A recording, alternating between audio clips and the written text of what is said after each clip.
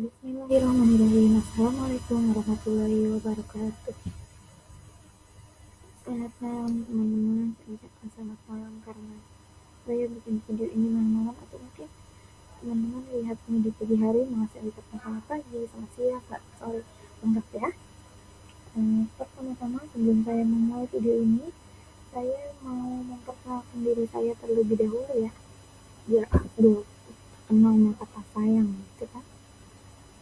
Nama saya Nurul Mukarana dengan nomor induk mahasiswa 44320120014. Saya buat video ini sejujurnya untuk memenuhi tugas besar satu dari ibu dosen tercinta, Ibu I love you. Nah, kita lanjut aja ya. Udah dijelasin belum sih kalau aku ini mau mempresentasikan, sebelum presentasikan sih, lebih menjelaskan secara singkat tentang Al-Quran dan Sunnah menurut dalil-dalil yang sudah ada tentunya ya, bukan aku ngasal gitu, takut juga teman-teman. Langsung ya, aku tulis di sini sebagaimana yang kita ketahui Al-Quran adalah kitab suci umat Islam. Kenapa aku bilang sebagaimana yang kita ketahui? Karena siapa sih umat Islam yang tidak tahu bahwa kitab sucinya itu adalah Al-Quran? Itu kalau ada yang ngaku-ngaku saya muslim gitu, tapi tidak tahu bahwa kitab sucinya adalah Al-Quran, berarti dia muslim bodong ya teman-teman. Mana ada gitu kan muslim, seorang muslim yang tidak tahu bahwa kitab sucinya orang Islam itu Al-Quran, itu tidak mungkin. Terus Al-Quran ini memiliki beberapa keistimewaan, tapi aku akan menyebutkan dua aja karena terlalu banyak teman-teman, saking istimewanya ini Al-Quran. Nah, Al-Quran itu turunnya secara berangsur-angsur. Kebetulan ini juga udah dibahas sih di dalam modul. Turun secara berangsur-angsur itu karena beberapa hal. Nah, kenapa sih diturunkannya secara berangsur-angsur? Kita punya usut nih. Allah Subhanahu Wa Taala ini tahu gitu bahwa utusannya Nabi Muhammad itu memerlukan waktu untuk memberikan pemahaman kepada pengikut-pengikutnya, sehingga jadi ayatnya itu suratnya itu turun per ayat agar Nabi Muhammad itu bisa memberikan pemahaman secara perlahan kepada kita, kepada umatnya begitu. Dan keren loh ini tuh, bahkan penurunnya Al-Quran ini nih, proses penurunan Al-Quran ini lebih tua dari aku. Dia itu selama 23 tahun kalau nggak salah. Sementara umurku aja sekarang belum nyentuh 23 ya. Nah, lanjut ke topiknya. Selanjutnya, Al-Quran itu menjadi satu-satunya kitab suci yang terjaga kemudian. Ini dijelaskan dalam Quran surat yang akan aku jelaskan. Next ya. Dalam Quran surat Al-Isra, Quran surat ke-17 ayat 106 dijelaskan bahwa dan Al-Quran itu telah kami turunkan dengan berangsur-angsur agar kamu membacakannya perlahan-lahan kepada manusia, dan kami menurunkannya bagian demi bagian. Ya kan? Ini kan tuh bukan aku yang ngomong, tapi Allah sendiri melalui perantaranya malaikat Jibril.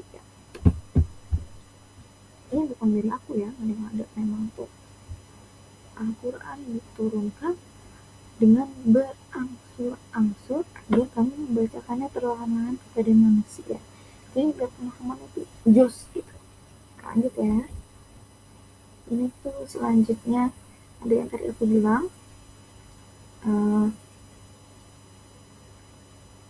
ayat yang menjelaskan apa ya, tentang kemurniannya. Ini dari surat Al-Hijr ayat 9. Maaf aku lupa nulis. Ini dari surat Al-Hijr yang artinya sesungguhnya kamilah yang menurunkan Al-Quran dan kami pula yang menjaganya. Maksudnya itu ayat ini memberikan jaminan tentang kesucian dan kemurnian Al-Quran selama-lamanya hingga akhir zaman dari pemalsuan. Wah, keren banget ya.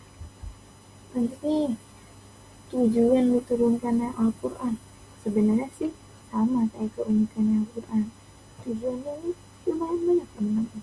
Tapi aku akan sebutkan tadi aja ya. Yang pertama itu sebagai pedoman manusia. Yang kedua, peringatan bagi umat manusia. Dan yang ketiga, pemutus hukum. Maksudnya itu sebagai pedoman manusia, ya kita tentu saja. Kita sebagai umat muslim, tata cara hidup kita itu udah diatur loh di Al-Quran. Itu peringatan bagi umat manusia seperti yang ada pada surat apa deh itu aku lupa yang judul hari kiamat aku kalau nggak salah ya sepertinya betul insya Allah. Nah kalau pemutus hukum ini Al-Quran juga menjadi salah satu dasar sumber hukumnya Islam. Aku yang gitu sana ya. Kelewatan teman-teman. Nah, sunnah itu berasal dari bahasa Arab, artinya arus yang lancar dan mudah atau jalur aliran langsung. Dalam Islam mengacu hidupnya dalam Islam mengacu pada sikap, tindakan, ucapan, dan cara Rasulullah menjalani hidupnya atau garis-garis perjuangan tradisi yang dilaksanakan oleh Rasulullah. Nah, ini ada penjelasan dari Quran Surat Al-Ahzab ayat 21. Sungguh telah ada pada diri Rasulullah itu suri teladan yang baik bagi kamu, yaitu bagi orang yang mengharap rahmat Allah dan kedatangan hari kiamat yang banyak mengingat Allah. Iyalah, kan Nabi Muhammad itu junjungan kita, Quran kita. Lanjutnya itu ada jenis-jenis sunnah. Yang pertama itu sunnah hamiyah, sesuatu yang sudah diniatkan Nabi Muhammad, tapi sayangnya niat tersebut belum terrealisasikan karena beliau sudah wafat terlebih dahulu sebelum sempat mengerjakannya. Yang kedua itu ada sunnah fi'liyah, perbuatan Nabi Muhammad yang menerangkan cara melaksanakan ibadah. Dakwah yang dimaksud juga membahas seputar muamalah dan sebagainya. Yang ketiga itu ada sunnah takririyah, diam Nabi Muhammad ketika melihat perbuatan para sahabat baik di depan atau bukan. Hal ini juga berlaku ketika suatu berita disampaikan kepada Nabi Muhammad SAW. Ya udah habis teman-teman slide-nya, karena aku juga kejar-kejaran sama waktu, jadi aku nggak bisa menjelaskan secara panjang. Semoga video ini dapat bermanfaat. Kalau misalkan ada kurang-kurangnya boleh diberitahu, karena kekurangan itu milik manusia dan kesempurnaan milik Allah Subhanahu wa Ta'ala. Akhir kata, Assalamualaikum warahmatullahi wabarakatuh. Bye bye.